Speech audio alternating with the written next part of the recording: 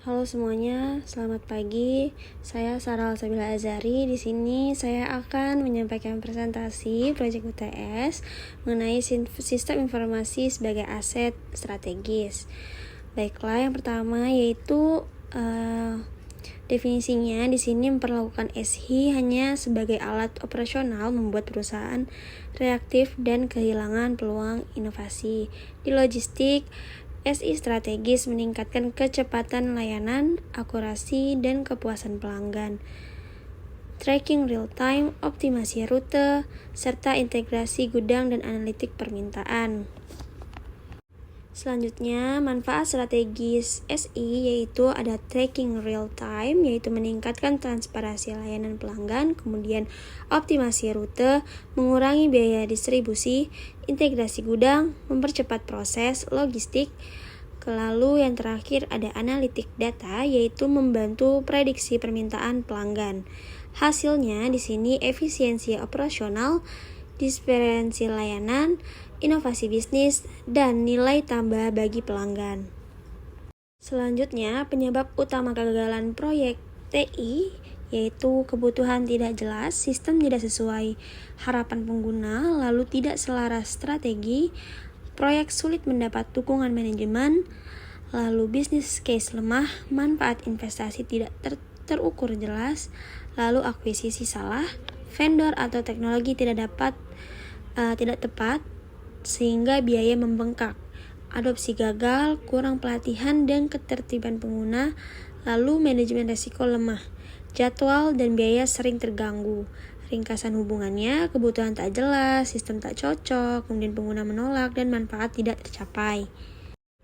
Kemudian, analisis sistem informasi retail, integrasi POS, dan inventory. Di sini pencatatan penjualan real time dan update stok otomatis, kemudian monitoring gudang, notifikasi stok minimum dan prediksi kebutuhan barang, lalu reporting dan dashboard, analitik penjualan otomatis, sehingga prioritas menengah.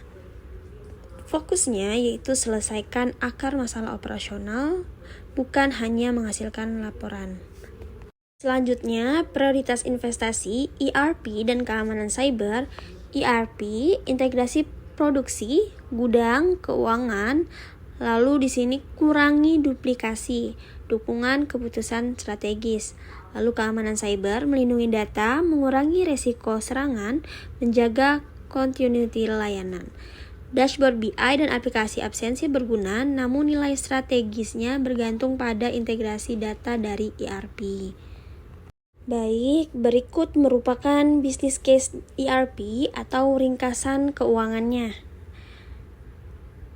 Selanjutnya, strategi akuisisi CRM untuk vintage startup.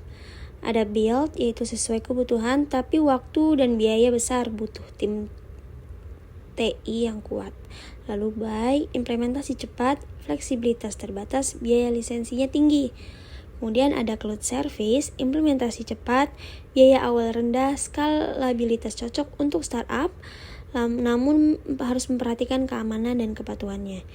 Untuk rekomendasi bisa cloud-based CRM dengan seleksi vendor dan pengendalian risiko keamanan data. Lalu, resiko vendor termurah dan RFP. Resiko vendor termurah di sini sistem biasanya tidak cocok kimis, lalu keamanannya lemah, kemudian integrasinya gagal, sehingga biaya perbaikan jangka panjang. Lalu komponen RFP-nya, latar belakang, tujuan fungsional dan non-fungsional, integrasi, keamanan, jadwal, dukungan, biaya, dan lain-lain. Sehingga di sini keputusan pengadaan harus berbasis kebutuhan dan nilai bisnis, bukan hanya harga rendah semata. Baik, untuk rekomendasi strategi transformasi digital retail, yang pertama identifikasi masalah. Di sini stoknya tidak akurat, laporan lambat, data pelanggan tersebar, keuangan tidak terintegrasi. Lalu prioritas investasinya, yang pertama ada inventory dan POS terintegrasi, kemudian integrasi keuangan dan CRM. Lalu strategi akuisisinya di sini cloud ERP bertahap, kemudian implementasi cepat, biaya awal rendah, skalabilitas maintenance lebih mudah.